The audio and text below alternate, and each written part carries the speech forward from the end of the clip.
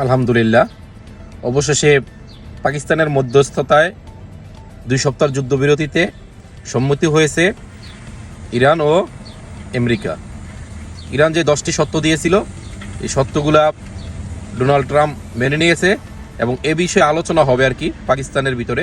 আমরা চাই না কখনো একটি যুদ্ধে মানে সারা বিশ্বের ক্ষয়ক্ষতি হয়, সারা বিশ্বে জ্বালানি সংকট দেখা দিছে।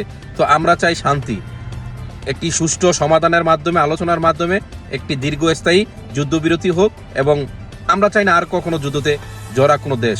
যুদ্ধের কারণে সর্বদিক থেকে সাধারণ মানুষও ক্ষয়ক্ষতির শিকার হয় এবং যেই সমস্ত দেশগুলো এই যুদ্ধতে জড়িয়ে পড়ে তাদের তো ক্ষতির পরিমাণ অনেকটা বেশি হয়।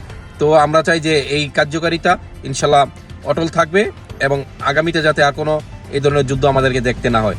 ধন্যবাদ পাকিস্তান, এবং সামনের দিকে যাতে এই আমেরিকা এই ধরনের আগ্রাসন কোনো দেশের উপর না চালায়।